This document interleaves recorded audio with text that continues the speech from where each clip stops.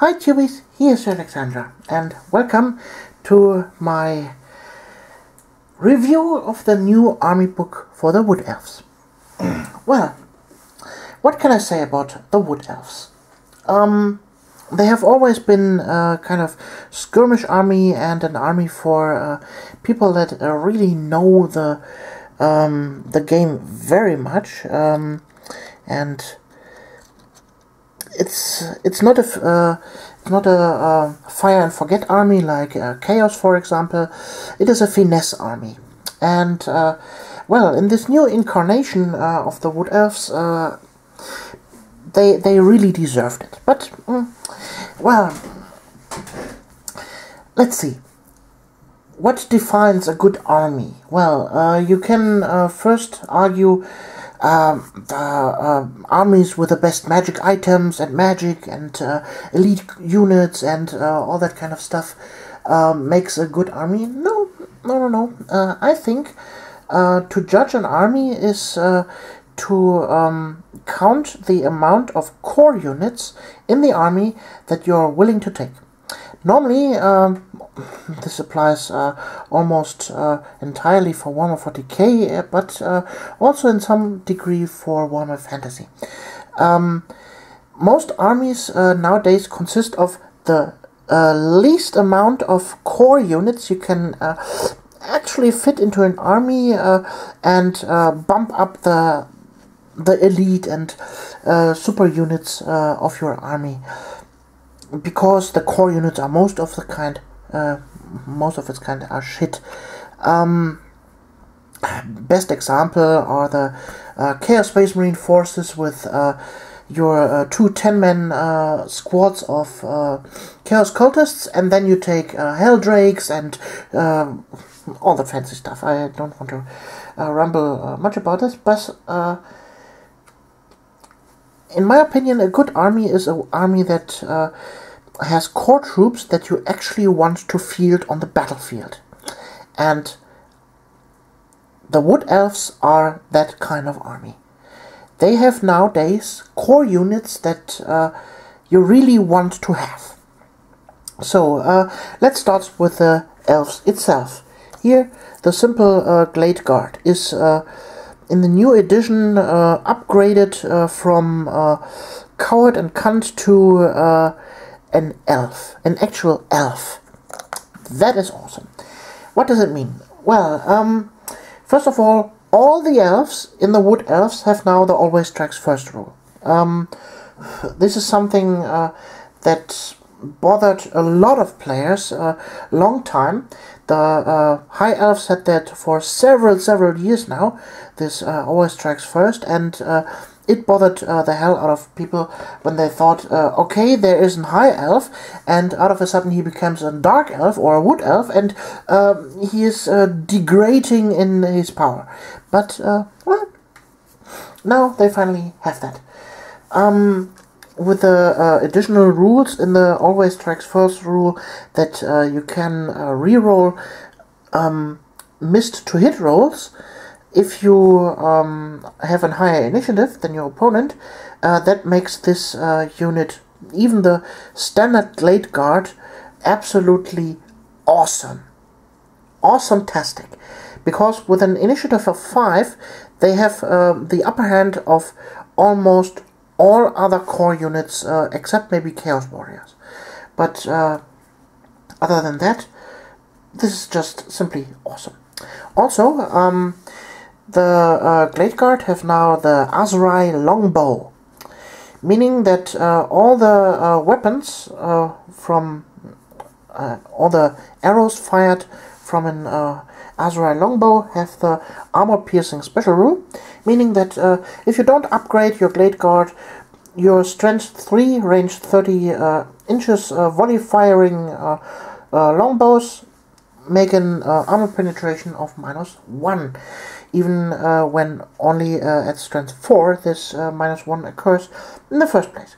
So this is also a good thing to have against well, high armored troops.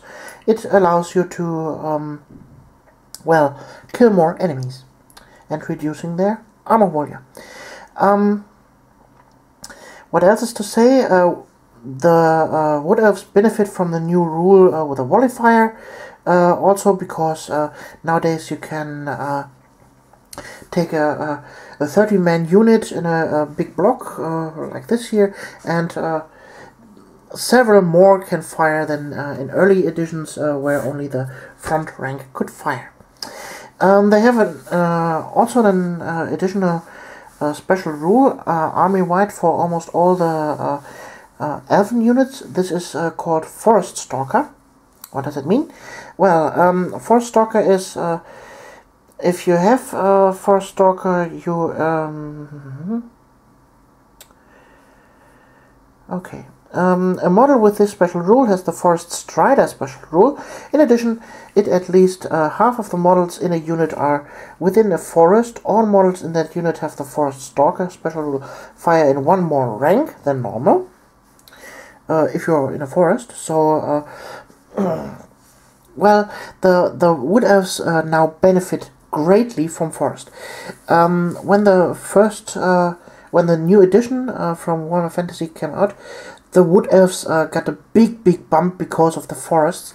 Normally, in the previous editions, forests would slow down the opponent and had all the beneficial kind of stuff for the Wood Elves, but threatening stuff for the opponent. Nowadays, you can just straight march across a forest with almost no harm at all.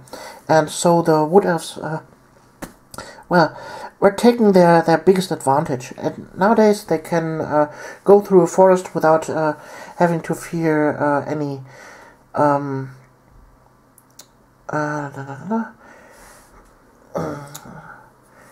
dangerous terrain tests. They can fire now, like I said, in an extra rank. So that means a 50-man unit of Glade Guard can now all fire if they are at least half of the models are in a forest. This is awesome. Also, they have the rule that they can fight from an extra rank. So you have your normal attacks, then your supporting attacks, and even the Glade Guard can then fight in 3 ranks when they are partially in a forest. Absolutely awesome. So, combined with a special rule that the Wood Elves can have an additional forest on the battlefield, is awesome. You can place that, and also there's a magic item that grants you to create D3 additional forests. So you have up to 2 to 4 forests that you can place on your own. And this is an awesome tactic for all the Wood Elves. So I imagine there are almost no Wood Elf armies without the acorn that gives them additional forests. So what else is to say about the Glade Guard? Well, the Glade Guard can be upgraded now for additional points with different arrow types. So, first of all, you have your Ezrai longbow, like I said before, with a -1 penetration on your armor save. And then you can take Heckbane tips with poison attacks, True Flight arrow with